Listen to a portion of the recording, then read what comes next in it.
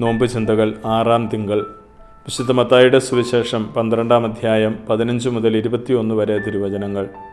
ഈശോയിൽ സ്നേഹമുള്ളവരെ, ഇന്നത്തെ സുവിശേഷത്തിൽ ഈശോ താൻ യഥാർത്ഥത്തിൽ ആരാണെന്നും ഈ ലോകത്തിൽ തൻ്റെ ദൗത്യം എന്താണെന്നും ചില സംഭവങ്ങളുടെ വെളിച്ചത്തിൽ ഓർമ്മിപ്പിക്കുകയാണ്. ഈശോ സാബത്തിൽ സിനഗോഗിൽ വെച്ച് കൈ ശോഷിച്ച ഒരാൾക്ക് രോഗസൗഖ്യം നൽകുന്നു. ഫരിസേയരെ ഇത് പ്രകോപിതരാക്കുകയും തന്മൂലം ഈശോയെ ഉന്മൂലനം ചെയ്യാൻ അവർ ഗൂഢാലോചന നടത്തുകയുമാണ്. ഈ സമയം ഒരു സംഘർഷം ഒഴിവാക്കാൻ ഈശോ അവിടെ നിന്ന് പിൻവാങ്ങുന്നു. ഇത് അവിടുത്തെ ബലഹീനതയല്ല, മറിച്ച് ദൈവികമായ ജ്ഞാനമാണ്, വിവേകമാണ്. ജീവിതത്തിൽ അനാവശ്യ സംഘർഷങ്ങൾ ഒഴിവാക്കാൻ നമുക്ക് ഇതൊരു മാതൃക കൂടിയാണ്.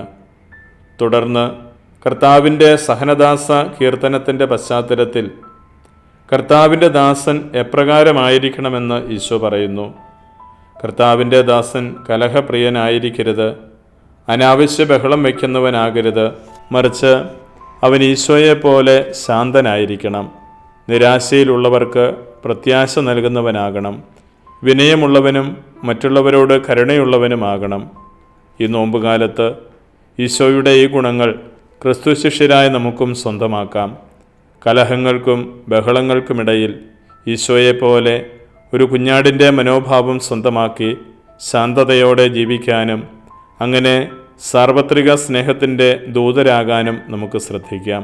ഈശോ അനുഗ്രഹിക്കട്ടെ. ആമേൻ.